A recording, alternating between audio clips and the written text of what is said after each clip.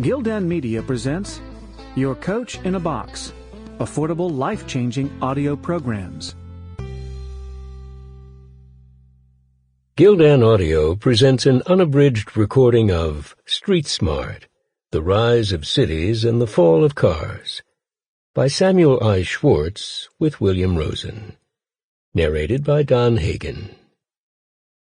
Prologue. Bedford and Sullivan. I was barely out of the second grade when a transportation revolution changed my life. It was 1954, and my best friend, Freddie Cohen, had announced that he was moving. And not moving a few streets from our block in the Bensonhurst section of Brooklyn, which would have been bad enough, but all the way to the other side of the country, to Los Angeles, California. No more buses and subways for the Cohen family. They were migrating to the most automobile-friendly city in the world. It was a sign of things to come. The following year, my other best friend, you're allowed up to 6 when you're less than 10 years old, Shelley Pepper, moved to Long Island. Barry Politic's family hung in for a few more years.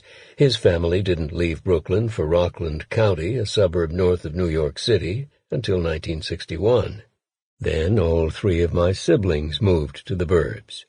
By then, not only had Walter O'Malley torn the heart out of Brooklyn by moving the Dodgers to be closer to Freddie Cohen, but a team called the Los Angeles Dodgers had even won the World Series. It was enough to make you hate O'Malley, along with Robert Moses, New York City's Parks Commissioner, whose stubbornness over building a replacement for Ebbets Field, the crumbling but beloved home of Brooklyn baseball, gave the Dodgers owner exactly the excuse he needed to head west. And he didn't go alone.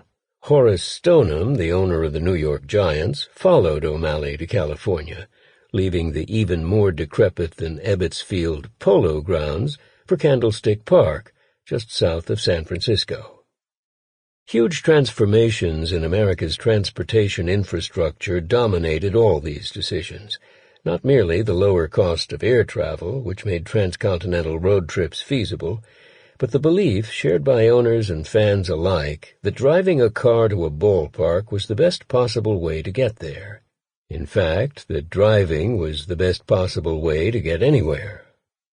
Although Dodger fans, more and more of whom had preceded the Peppers and Politics to the suburbs of Long Island, could drive their cars to Ebbets Field, they couldn't park them anywhere.